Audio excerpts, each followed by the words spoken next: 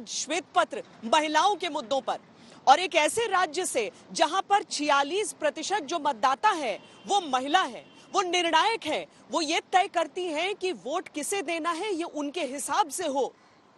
वो अपने स्वावलंबन को चाहती है, लेकिन इसके साथ साथ वो राजनीतिक पार्टियों से क्या क्या चाहती है।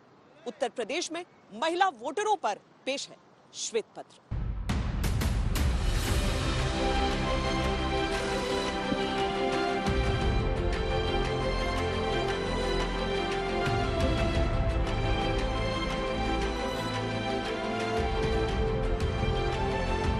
विकास के साथ साथ सुरक्षा भी आवश्यक है।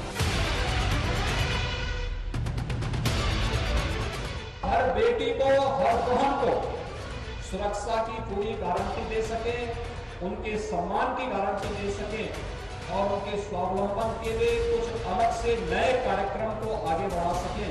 यह एक अभियान पूरे प्रदेश के अंदर एक साथ प्रारंभ कर रहे हैं।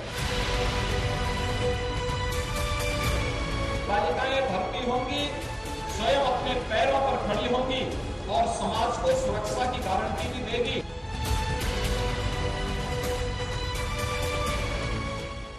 राजनीतिक व्यवस्था से यूपी की महिला शक्ति का ये सीधा चुनावी संवाद है। वही यूपी जिसने देश को पहली प्रधानमंत्री, पहली राज्यपाल और यूपी के ही रास्ते देश को पहली महिला मुख्यमंत्री दी, लेकिन आबादी के लिहाज से सबसे बड़े राज्य की विधानसभा में अब तक कभी 10% से अधिक की भागीदारी नहीं पा सकी। मौजूदा चुनावी संग्राम में क्या चुनेंगी महिलाएं खुद के लिए, सबके मन में ये सवाल है। महिलाएं सुरक्षित रहें और जहां भी जाएं अपना सुरक्षा रहे और अपने हक के लिए लड़ सकें। सेफ्टी एंड एजुकेशन, सबसे ज़्यादा मैं सेफ्टी के बारे में कहूँगी because I am a girl and मैं एक मॉडल हूँ। पर्सनली मैं कहूँगी कि मैं आउट ऑफ स्टेशन जब ट्रैवल करती हूँ और मुझे इतना सेफ फील होता है जितना पहले मैं नहीं करती थी। देखिए, महिलाओं की सबसे पहली जो उम्मीद होती है वो क्योंकि मैं खुद महिला हूँ तो जो मुझे सबसे इम्पोर्टेंट लगता है वो है सुरक्षा। दूसरा उसके बाद उनके लिए उनकी एजुकेशन। तीसरा अपॉर्चुनिटीज़, अगर पढ़ी लिखी हैं तो आगे भी उनको पढ़ लिख कर उनको क्या मौका मिलने वाला है, वो करियर आगे कैसे बनाएं, वो उनका स्वास्थ्य वो भी बहुत मैटर करता है। कि राजनीतिक पार्टियों से ये उम्मीद होनी चाहिए कि जैसे कि आप ये तो अगर आप वुमेन एनवायरनमेंट की रियल में बात करते हो तो आप वुमेन्स के लिए रिजर्वेशन लाइए गवर्नमेंट जॉब्स में। हर जगह अगर आप वुमेन्स चाहिए तो चाहे वुमेन डॉक्टर हो, इंजीनियर हो, आप हर जगह उसके लिए रिजर्वेशन करिए। कॉलेजेस में करिए, गवर्नमेंट कॉलेजेस में करिए, स्कूल्स में करिए।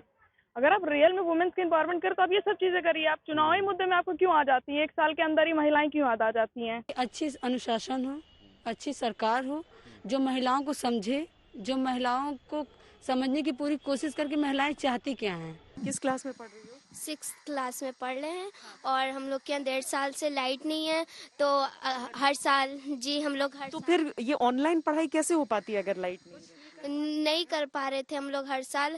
और टॉपर आते थे, अब 1.5 साल से जब से लाइट कट गई है तो मैम लोग भी हम लोग से बहुत नाराज है क्योंकि हम लोग हर साल अच्छे मार्क्स लाते थे, स्कूल में टॉपर होते थे और लाइट की वजह से अब की साल हम लोग के मार्क्स भी नहीं अच्छे आए। दावे हैं कि महिलाओं की सुरक्षा और सम्मान के लिए वो सब कुछ किया गया जो किया जाना चाहिए था।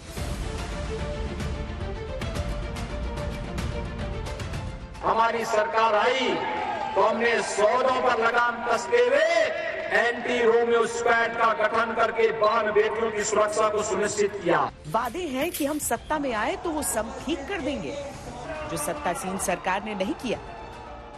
ये Bharatiya Janata party social media पर झूठा प्रचार करते हैं। इनसे ज्यादा साजिश करने वाला, षड्यंत्र करने वाला, झूठ बोलने वाला कोई नहीं हो सकता। और सबसे ज्यादा असुरक्षित अगर कोई है उत्तर प्रदेश में तो हमारी बेटियां, हमारी माताएं, जिनके साथ लगातार घटनाएं हो रही हैं। जाति, धर्म, संप्रदाय के वोट बैंक से अलग महिलाएं नया वोट बैंक है। राजनीति ये अच्छी तरह समझ चुकी है कि जिस तरफ वो चलती हैं, सत्ता से सिंहासन तक का रास्ता बन जाता है। क्या इन चुनावों में महिलाएं अपने अहम और सियासत के वहम को समझ रही हैं? महिलाएं वोट बैंक नहीं है। पिछले चुनाव में महिलाओं ने 63% महिला ने फर्स्ट टाइम वोटिंग की थी, वेराज पुरुष 59% वोटिंग उसमें आया था।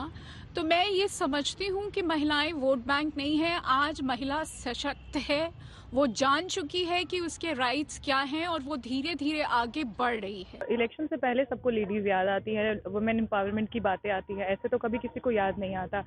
तो लड़कियों को देखा जाए तो वोट बैंक की तरह यूज करते, किसी किसी के घर वाले इन्फ्लुएंस कर देते कि हमें इस पार्टी को देना है।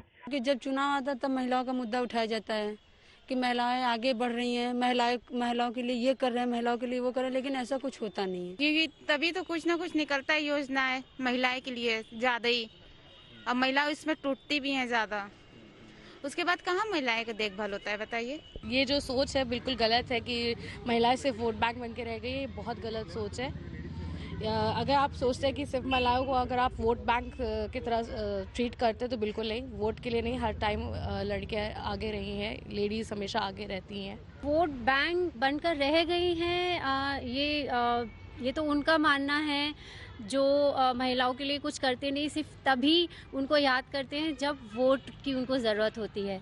तो आई थिंक उन्हीं का मानना होगा ये कि महिलाएं सिर्फ वोट बैंक बनकर रह गई हैं। दुनिया में महिलाओं को आधी आबादी का संबोधन मिलता है, यूपी में यह सटीक भी बैठता है। वो आबादी और वोटर के हिसाब से लगभग आधी आबादी है।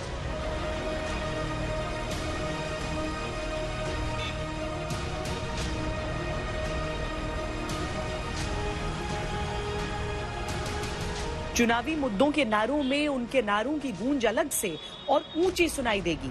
वोट भी वही पड़ेगा जहां वादों और इरादों के बीच विश्वास गहरा जमेगा।